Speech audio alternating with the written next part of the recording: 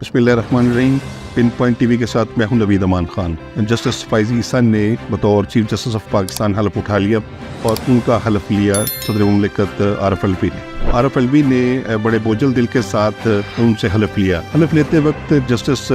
फ़ाइज़ ईसा के साथ उनकी ज़ौजा मुहतरमा खड़ी थी और ये मंजर इंतहाई खुशगवार था कि जब चीफ जस्टिस के साथ उनकी ज़ौजा खड़ी हो। पहले पाकिस्तान की तारीख में ऐसा कभी नहीं हुआ कि किसी चीफ जस्टिस ने हलफ उठाया हो और उनकी अहलिया उनके साथ खड़ी हो। आपको याद होगा कि जब जस्टिस फ़ाइज़ ईसा के खिलाफ 2019 में इमरान खान ने बतौर वज़ीर आज़म एक रेफरेंस फाइल किया था और वो रेफरेंस सदर मुमलिकत के पास गया और उन्होंने अपना माइंड अप्लाई किए बगैर उस पर अमल कर दिया और जस्टिस फ़ाइज़ ईसा को इसी अदालत में और उनकी बेगम को इसी अदालत में साइल बनकर पेश होना पड़ा और मुतअद्दिद मौके ऐसे भी आए कि वो इस्तीफ़ा देने को भी तैयार हो गए, लेकिन फिर उनकी अहलिया ने उनकी हिम्मत बंधाई, उनको मजबूत किया और वो अब एक वक्त ऐसा आया चीफ जस्टिस ऑफ पाकिस्तान बन गए। और इस वक्त आप ये देखिए कि वही सदर उसी जस्टिस के खिलाफ रेफरेंस दायर किया था और वो उसी जस्टिस से हल्फ ले रहे थे। मैं समझता हूँ कि बड़ा खुशगवार इजाफा है पाकिस्तान की जुडिशरी में कि जस्टिस फ़ाइज़ ईसा जैसे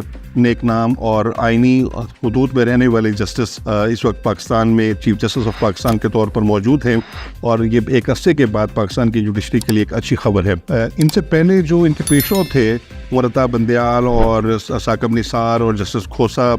और जस्टिस गुलजार अजमत सईद वगैरह, ये इन जजेस ने पाकिस्तान में जो जुडिशरी की साख है रही सही उसका भी जनाजा निकाल दिया था, क्योंकि जो जज आइनी हुदूद में न रहे और आइन की पासदारी न करे उसको जज नहीं कहा जा सकता, उसको हमायती कहा जा सकता है। और ये भी एक अलमिया है कि गवर्नमेंट के तनख्वाहदार जजेस और गवर्नमेंट और गरीबों के पैसे से अपने प्रिविलेजेस लेने वाले वो गरीबों ही के जो इंसाफ की सूरत हाल है उसको ताराज करते रहे और वो वहाँ से सहूलतें लेते रहे, तनख्वाहें लेते रहे, प्रोटोकॉल और सलूट लेते रहे और इसी मुल्क की जुडिशरी का जनाजा निकालते रहे। इसी अरसे के दौरान पाकिस्तान की जुडिशरी 140वें नंबर पर आई और अब जबकि जस्टिस फ़ाइज़ ईसा साहब बतौर चीफ जस्टिस सामने आ चुके हैं तो एक नई रवायत सामने आई है। उन्होंने फुल कोर्ट भी तश्कील दिया। ये वही फुल कोर्ट था जिसके लिए 4 साल से मुतालबा किया जाता रहा, मुख्तलिफ चीफ जस्टिस आए लेकिन फुल कोर्ट नहीं लिया जा रहा था एक ज़िद की वजह से। और वो कौन सी क़यामत थी जो आ गई जब चीफ जस्टिस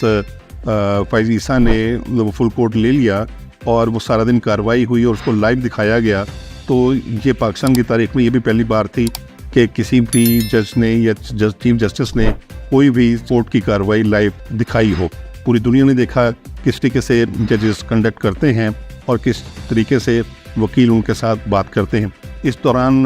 जो मुकालमात हुए वो भी तारीख़ का हिस्सा हैं। सबसे अहम बात यह है कि चीफ जस्टिस फ़ाइज़ ईसा उन्होंने ये कहा कि मैं आइन का पाबंद हूँ, मैं किसी और रवायत का पाबंद नहीं हूँ, मैं सुप्रीम कोर्ट के मुख्तलिफ जो केसेस के नताइज हैं मैं उनका भी पाबंद नहीं हूँ। मैंने पाकिस्तान के आइन का और अपनी ओहदे का हलफ उठाया है और मैं उन्हीं हुदूद में रहूँगा। और उन्होंने कहा कि मैं अल्लाह को मैंने जान देनी है। तो जान तो सभी ने अल्लाह को देनी है, लेकिन सबका रवैया वो तो नहीं है जो चीफ जस्टिस फ़ाइज़ ईसा का है। तो इसका मतलब ये हुआ कि जो कंडक्ट चीफ जस्टिस फ़ाइज़ ईसा का है वो एक कंडक्ट मुरता बंदयाल का या साकब निसार का या जस्टिस खोसा का या अजमत सईद का या इन जैसों का मज़ीद जो जजेस गए जिन्होंने इंतहाई बदनामी कमाई उनका भी होना चाहिए था, लेकिन उन्होंने तो अल्लाह को जान नहीं देनी थी। क्या उन्होंने अल्लाह को जान नहीं देनी थी? क्या उन्होंने उस आइन के मुताबिक हलफ नहीं उठाया था? सबसे अहम बात यह है कि जब जस्टिस फ़ाइज़ ईसा 13 माह के बाद रिटायर होंगे तो उसके बाद जो नए चीफ जस्टिस आएंगे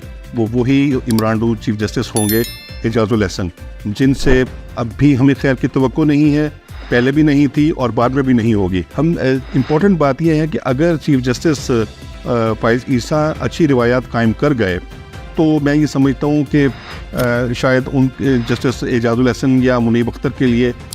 इतना ज़्यादा खुलकर बायस होना मुमकिन ना रहे। जस्टिस फ़ाइज़ ईसा की तरफ से एक और भी बड़ी खूबसूरत बात ये थी कि उन्होंने गैर ज़रूरी मराहत लेने से इनकार कर दिया। उन्होंने जो 1300 सीसी गाड़ी पर वो आए और उन्होंने कहा कि मुझे कोई प्रोटोकॉल मज़ीद नहीं चाहिए और मुझे कोई बड़ी बुलेट प्रूफ गाड़ी नहीं चाहिए, वो उसी गाड़ी को इस्तेमाल करेंगे जो 1300 सीसी उनके पास थी। और जिस तरीके से वो अपने पहले दिन अदालत में गए और घुल मिल गए सबके साथ, उन्होंने कहा कि जो साइलिन हैं उनको मेहमानों की तरह डील किया जाए, उनको डिस्ग्रेस ना किया जाए। तो किसी भी चीफ जस्टिस की तरफ से पाकिस्तान के साइलिन के लिए या وہ تمام لوگ جن کے مقدمات عدالتوں میں ہوتے ان کے ساتھ رویے کے حوالے سے انہوں نے جس محبت اور اپنائیت کا اظہار کیا پاکستان کے لیے خوشائند بات ہے۔ میں یہ سمجھتا ہوں کہ justice Dorab Patel, justice Cornelius, justice بھگوان داس کے بعد جسٹس فائز عیسیٰ اور جسٹس منصور علی شاہ یہ بہت ہی نیک نام ججز کے طور پر ہمیشہ یاد رکھے جائیں گے، اور یہ پاکستان کی میں سمجھتا ہوں کہ جوڈیشری کا ایک بہت ہی روشن چہرہ ہے، اور ان کے علاوہ جتنے بھی ججز رہے ان میں سے بیشتر پاکستان کی بدنامی کا باعث بنے، جیسے جسٹس بندیال، جسٹس ثاقب نثار،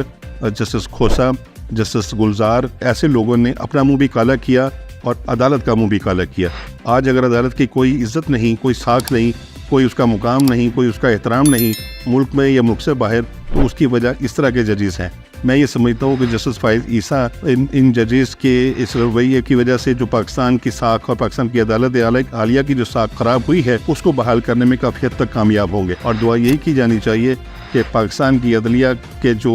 روشن چہرے ہیں، جو ان کا خوبصورت تعارف ہے، وہ جسٹس فائز عیسیٰ جیسے لوگ ہی ہونے چاہیے۔ اب تک کے لیے اتنا ہی، اجازت دیجیے، اللہ نگہبان۔